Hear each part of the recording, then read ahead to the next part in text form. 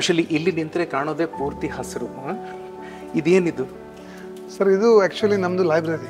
ಇದು ಆಲ್ಮೋಸ್ಟ್ ನನಗನ್ಸುತ್ತೆ ಹತ್ರ ಒಂದು 3000 ಸ್ಕ್ವೇರ್ ಫೀಟ್ ಇದೆ ಇದು. ಓಕೆ. ಸೊ ನಂದು ಒಂದು ಲೈಬ್ರರಿಗೆ ಬಹಳ ಇಂಪಾರ್ಟೆನ್ಸ್ ಕೊಡಬೇಕನ್ನೋದು. ಈಗ ಅವಿನಾಶ್, ನೀವು ಬೇರೆ ಬೇರೆ ಕಾರ್ಯಕ್ರಮಕ್ಕೆ ಬೇರೆ ಬೇರೆ ಸ್ಕೂಲ್ಗಳಿಗೆ ನೀವು ಹೋಗ್ತಾ ಇರ್ತೀರಿ. ಲೈಬ್ರರಿಯಲ್ಲಿ ಕೂತಂತ ಮಕ್ಕಳ ಸಂಖ್ಯೆ ಭಾರಿ ಕಡಿಮೆ.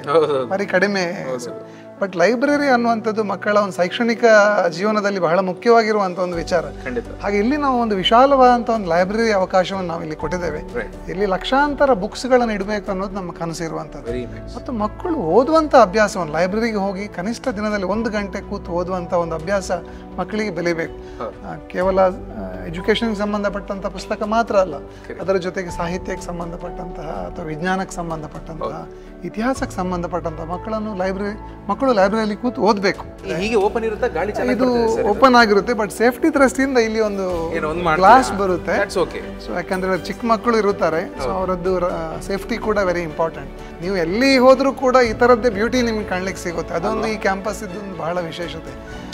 ಯಾರೋ ಹಿರಿಯರು ಹೇಳಿದ್ದು ಕೇಳ್ತಾ ಇದ್ದೆ ನಾನು, ಎಲ್ಲಿ ಗ್ರೀನರಿ ಇದೆ ಅಲ್ಲಿ ಪೀಸ್ ಇರ್ತದೆ, ಅಲ್ಲಿ ಶಾಂತಿ ಇರ್ತದೆ, ಸಮೃದ್ಧಿ ಇರುತ್ತೆ.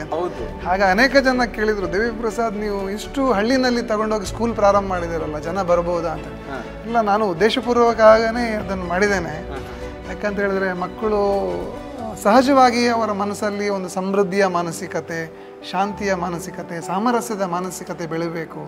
ಅದು ಈ ವಾತಾವರಣ ಅದಕ್ಕೆ ಪೂರಕ ಆಗಿರುತ್ತೆ ಅಂತ ನಾನು ನಂಬಿದ್ದೇನೆ.